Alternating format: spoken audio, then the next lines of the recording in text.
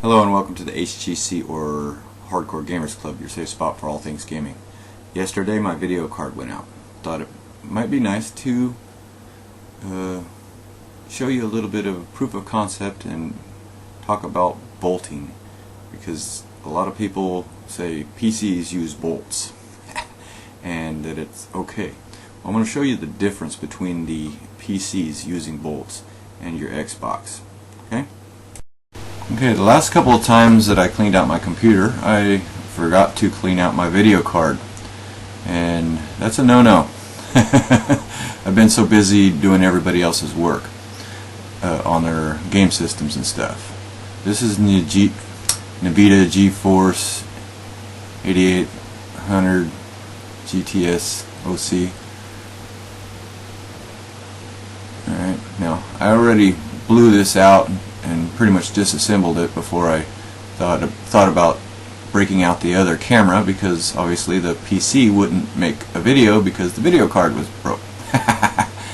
Anyway, this is the heat sink, and off to the right there you see the fan. Alright, now you see these bolts. They're basically bolts, even though they're Phillips heads on them.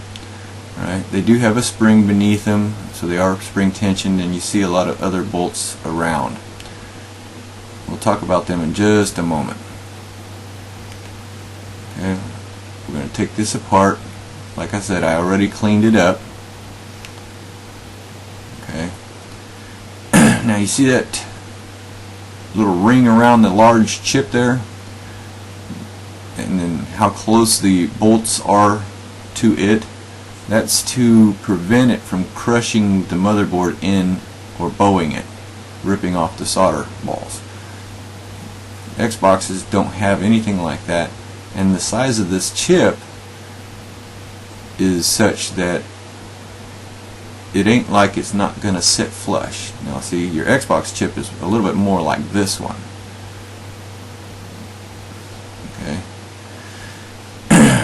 So what we're going to do is we're going to take this in and we're going to give it a reflow, because I forgot to clean it, and it wound up with the exact same issue as the Xbox or anything else.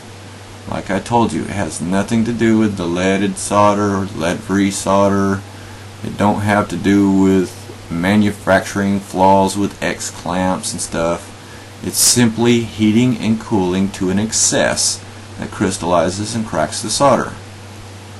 Alright, so let's put it on the machine here in just a moment. Yes, I'm editing this after the fact. There we go. We'll put it on the bird. We're going to run it through a reflow. Just kind of give you a little shot here. Yes, it is on, and I'm not going to show every last detail of the reflow. Just didn't have time, because I wanted to get the computer up and running really quick. Take a little peek down here. We're on second phase. So now we get back into the shop here. We're going to put this all back together and install it into the computer.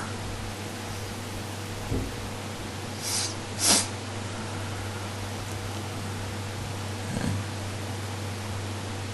Now I always tell everybody, make sure you have every last nut, bolt, and screw. Use every last nut and bolt and screw. They all have a purpose. Now you will notice that I did wind up missing one of the screws for the ring retainer that goes around the large chip.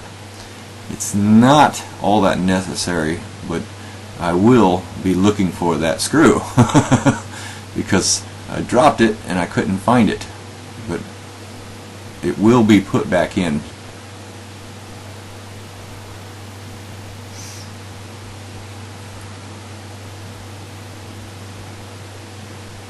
Okay.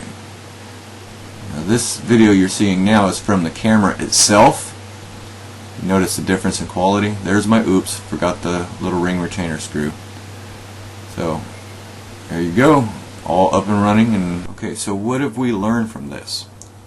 One, that the bolting from the computers and stuff are totally different than the chips in the Xbox. the bolts are very close to the edge of the ring retainer or the chip itself, so that there's no way for the chip to collapse into the board, which would rip the solder balls off of the circuit board and break vertical trace lines that go through to the opposite sides. Secondly, we learned that PCs suffer the same fate as Xboxes. That was a PC video card. Your other chips in the box suffer the same fate. If you don't clean them out from time to time, it will cause excessive heating and cooling. I don't care if the solder beneath the chip is made of pure titanium steel. Excessive heating and cooling over a period of time will eventually crystallize it and crack it. The best way to avoid these issues is to keep the dust out of the heat sinks. This allows the machine to regulate its own temperature, to keep a nice even temperature flow. You do not want to use temperature regulated cooling systems that are external, like on the Xboxes, the intercoolers.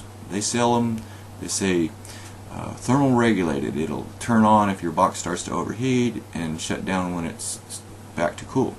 But what happens when you put them on? First of all, most of them don't pull as much air as the stock fan, so they tend to hinder the airflow. Secondly, the thermal regulated ones that sound really good, they block the airflow. The box heats up, it turns on, cools it off real quick, shuts back off, and then the box heats back up again because the airflow is blocked. So your box temperature is doing this the whole time. Heating, cooling, heating, cooling, heating, cooling. Extremely bad. Okay, you want a nice even flatline temperature, consistent throughout the gameplay as much as possible, which is what the Xbox 360, PlayStations do.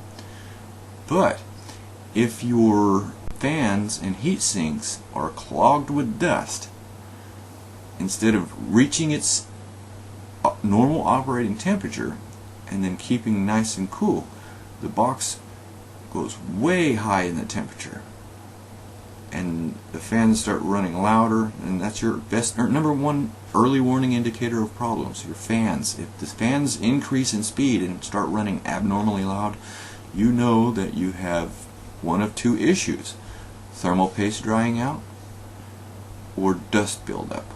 One of the two.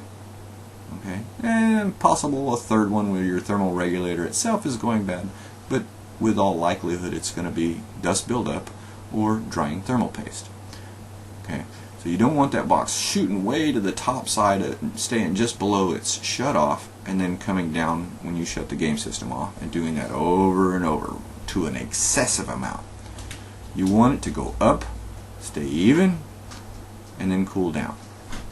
Alright? That is what prolongs your game systems.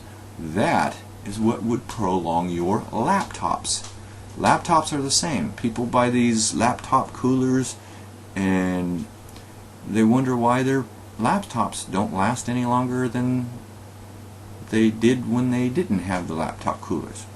Well, hello, you gotta get them, take them into a shop somewhere, have them open it up and clean it out from time to time. Okay, or blast some air up in through there. Take a can of air and really get in there real good. Alright? If you don't get the dust out, it will suffer the same fate as an Xbox. It will suffer the same fate as your PS3s. It'll suffer the same fate as your Wiis and your personal PCs. Any electronic item that has a fan and a heat sink to cool a chip has a dust issue. That's what I kept telling everybody all along. Microsoft reduced the lifespan of every single Xbox 360 ever made by as much as 75% by putting a warranty seal on there and telling you never to ever clean the inside of your box. Sony did the same thing, but at least they said you can put a vacuum cleaner on the back side, which really doesn't do any good because you're trying to vacuum out air in the same direction that the air comes out. You need to reverse the airflow to blast the dust away from the face of the heatsink and then draw it out.